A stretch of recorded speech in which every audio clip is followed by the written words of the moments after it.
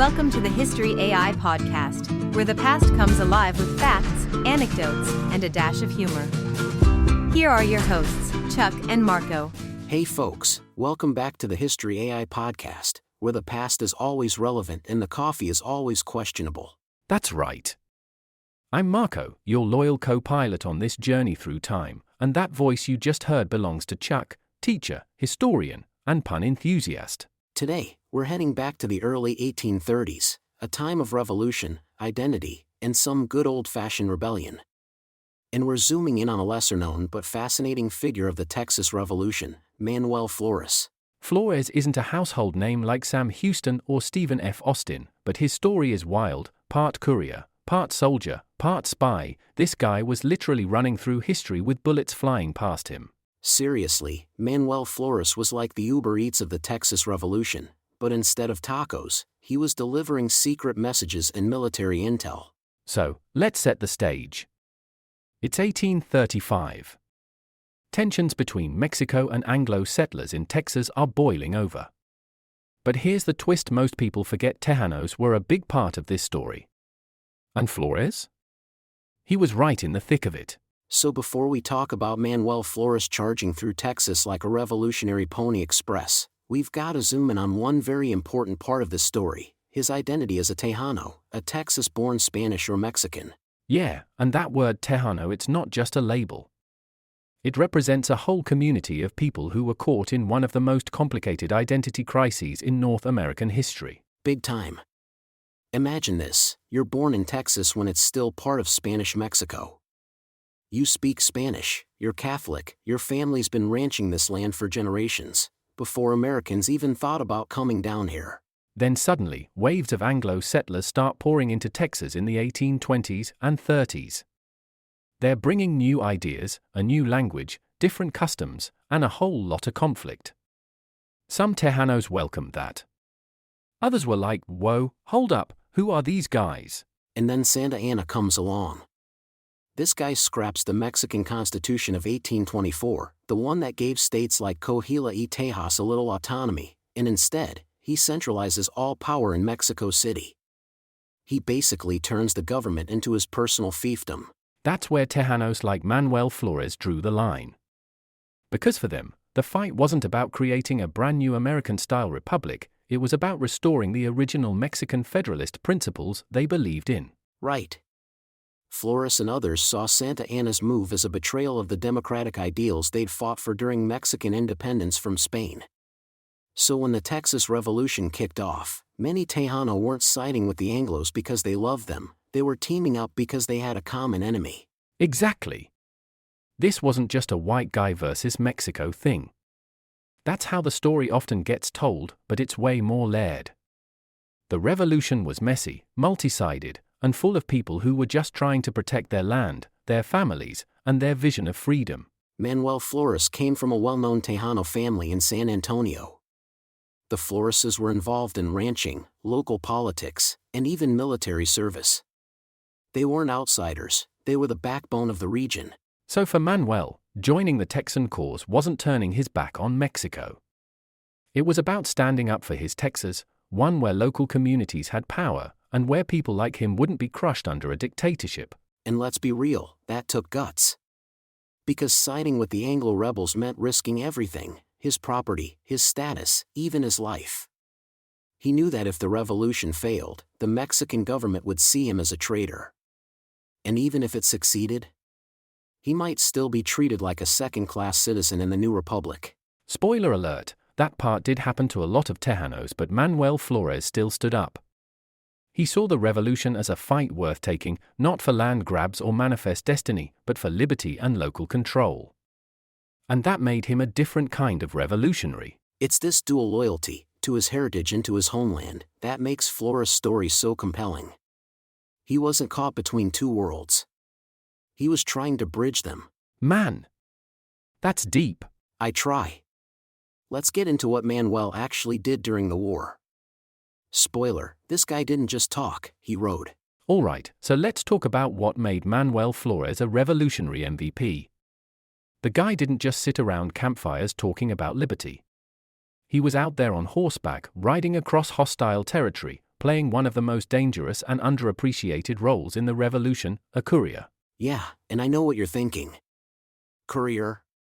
Like a 19th century FedEx guy? But nah, this wasn't just about delivering mail. This was cloak and dagger, life on the line kind of stuff. The messages he carried could, and did, change the course of military campaigns. We're talking battlefield plans, troop movements, supply shortages, intelligence reports. If the enemy got their hands on any of that, game over. And unlike modern war rooms with encrypted emails, Flores had to carry these documents by hand, sometimes hidden in saddlebags, or even stitched into his clothing. And get this, the terrain was brutal. Texas back then wasn't just ranchland and buckies, it was wide open, lawless, and crawling with Mexican patrols, hostile native groups, and desperate bandits. Every ride was a high-stakes gamble. There's one account, and historians are still piecing together the details, where Flores was intercepted by Mexican soldiers mid-mission. And what did he do? Date the documents to keep them out of enemy hands. Straight up espionage style. Jason Bourne, but with Mesquite in the background. That's some real, if caught, destroy all evidence energy. And it worked. The Mexican forces had no idea what his mission was, and Flores escaped without compromising the revolution. And let's not forget, he was doing all this without the backup or resources the Anglo commanders had. Tejano couriers like Flores weren't always given the same supplies, protection, or even recognition.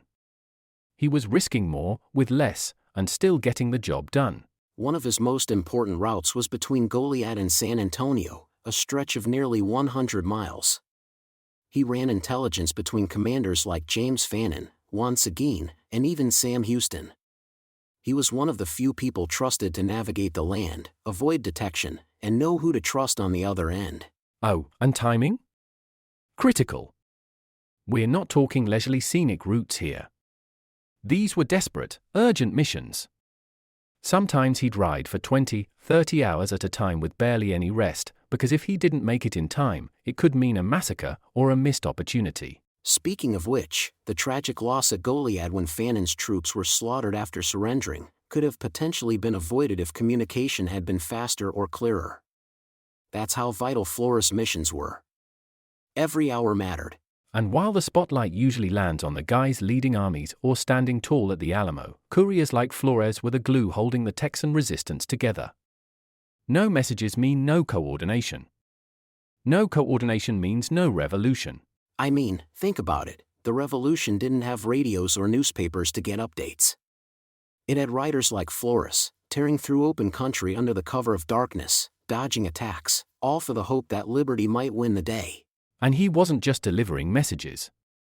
He delivered trust, loyalty, and that critical lifeline between scattered forces trying to fight a vastly better equipped enemy. Exactly. His rides weren't just about distance, they were about keeping hope alive.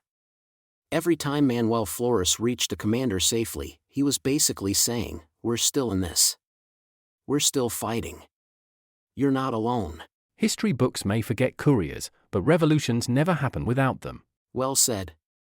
And for Manuel Flores, the rides weren't even the whole story. Because when he wasn't delivering messages, the guy was out there in the trenches, literally fighting alongside the people he helped connect. Let's dive into that next. From the saddle to the skirmish line, Manuel wasn't just fast. He was fierce. Alright, so we've talked about Manuel Flores, the courier, the rider, the runner, the revolutionary messenger.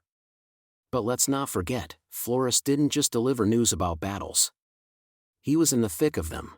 Yeah, this guy didn't just drop off the message and gallop off into the sunset. He stuck around to throw hands and bullets when things got real. One of his earliest recorded military actions was at the Battle of Concepción in October 1835. That was one of the first big engagements of the revolution.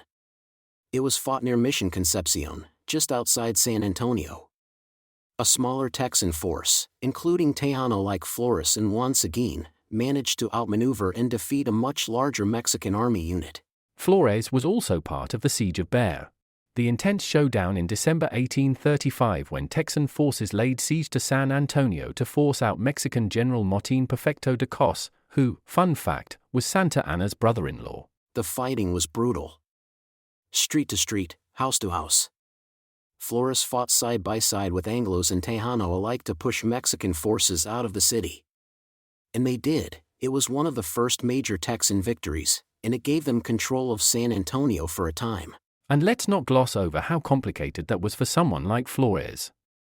He was fighting Mexican soldiers in his hometown, in streets he probably rode through as a kid. Talk about emotional whiplash. Exactly. And yet, he stayed the course. He believed the revolution wasn't against Mexico the country, it was against dictatorship and oppression. That distinction meant everything to him. Now after the revolution. That's where the legacy of Manuel Flores really starts to take shape. A lot of Tejanos who fought for independence were left out of the story once the Republic of Texas was formed. In some cases, they were even pushed out, politically, economically, and in some tragic cases, violently. Their lands were taken. Their contributions were ignored. But Flores?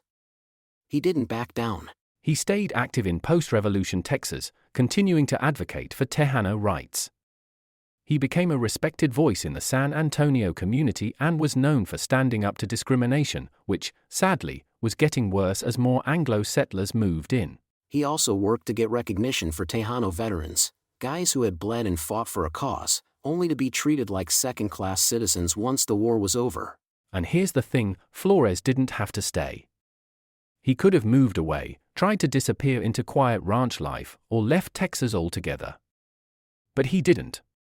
He stayed, and he kept pushing for fairness, for justice, and for memory, for people to remember that Tejanos had been there from the start. Manuel Flores represents this powerful through-line in Texas history, that the revolution wasn't just white hats versus red sashes. It was a coalition of identities and cultures. And some of the most loyal, most courageous fighters were people like Flores, who believed Texas could be better, and kept fighting to make it so. So yeah, maybe he didn't get the monuments or the folk songs, but his legacy lives on in every Texan who believes in patriotism, justice, and historical truth. Because you can't tell the story of Texas without telling the story of Tejanos. And you can't talk about Tejano patriots without putting Manuel Flores near the top of that list. Alright, so here's the million-peso question: why should people today care about Manuel Flores? Why does this Tejano courier and fighter from nearly 200 years ago still matter? Simple. Because Manuel Flores embodies a part of history that gets left out all the time. The Texas Revolution isn't just Bowie knives, coonskin caps, and the Alamo. It's also about cultural intersection, local resistance, and the people who fought for a vision of liberty that wasn't just about waving a flag, it was about protecting their homes, families, and principles. Flores reminds us that revolutions aren't clean. They're messy, morally complicated, and often filled with people who don't fit into neat little categories. He was Mexican and Texan. He spoke Spanish, but he fought for a new republic that would eventually become part of the United States. And that's exactly what makes him matter today. We live in a world where identity is still being debated, challenged, and reclaimed. Flores's story is a reminder that being from two cultures, holding two loyalties, or trying to reconcile different parts of yourself isn't a weakness, it's a strength. I mean, the guy literally stood up against a dictator and fought for inclusion in a country that would later marginalize him. That takes guts. That takes vision. It also challenges the way we remember history. Flores's legacy forces us to ask, who gets remembered? Who gets written out? And how can we bring those voices back into the story? Look, when we say Manuel Flores still matters, we're not just talking about bronze plaques and dusty archives. We're talking about classrooms, civic conversations, and everyday Texans realizing that their history is richer and more diverse than they were ever told. It's also about inspiring the next generation. Flores was just a young man, in his 20s, when he risked everything for the ideals he believed in. That kind of bravery, that kind of commitment to your people and your principles? That's timeless. And think about it, Flores's story is one of grassroots power. He didn't have a title. He wasn't born into elite wealth. He made an impact through his actions, writing, fighting, organizing. He changed history from the ground up. Which is a pretty important reminder in 2025. You don't need to be famous to make a difference. You don't need 1 million followers to stand up for your community. Sometimes, all it takes is courage, clarity, and the will to carry the message, just like Manuel Flores did. So yeah, Manuel Flores still matters. Not just as a historical figure, but as a symbol of what real patriotism looks like. It's not loud.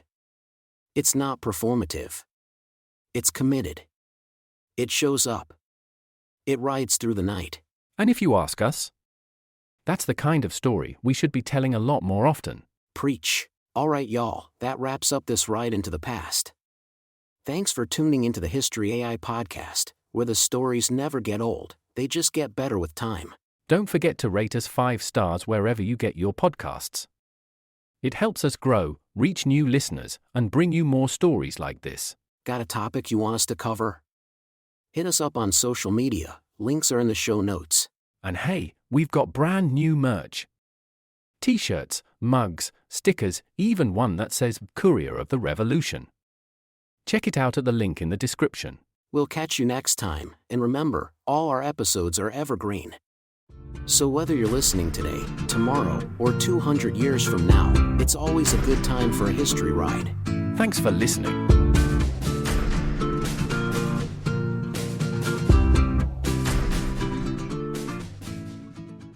Looking for the perfect way to show appreciation for the incredible mom in your life? Discover Exhausted Moms, a coloring journey to relaxation and humor, the coloring book that speaks directly to the heart of motherhood. Gift her an escape into pages of laughter, empowerment, and moments of tranquility. With Exhausted Moms, she'll find a blend of whimsical illustrations and inspiring quotes that celebrate her daily triumphs and challenges. Crafted with love from images I created for the mother of my children, each page offers a space for creativity and relaxation, a reminder that she's doing an amazing job, even on the toughest days. Give the gift of laughter, peace, and recognition. Exhausted Moms isn't just a coloring book, it's a hug, a nod of understanding, and a token of appreciation for everything she does. Surprise her with Exhausted Moms today and watch her face light up with joy. Because every mom deserves a moment to herself, wrapped in the colors of love and support.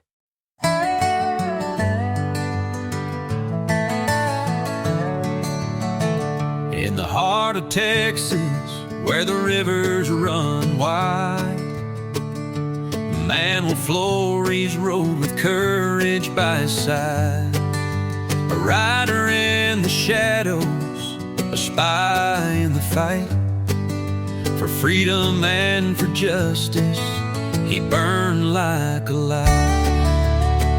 From Gonzales to Goliath, he'd carry the word. A whisper in the wind, his message unheard. Through the plains and the hills, in the dead of the night, Manuel fought for Texas, for what he knew was right. Oh, Manuel Flores, the unsung name. In the pages of history, you staked your claim. A hero of the people with steadfast grace. Your spirit lives on in this Lone Star place. He rode through the danger with the odds stacked high, a glint in his eye like the Texas sky. While others sought fame, he stayed true to his heart, an unswerving soldier playing freedom's part. The battles they raged and the cannons roared, Manuel wore the courage of a soldier's sword. Against tyranny's shadow, he'd silently stand, a light for his homeland, a rock for the land. Oh, Manuel Flores, the unsung name. In the pages of history, you staked your claim. A hero of the people with steadfast grace.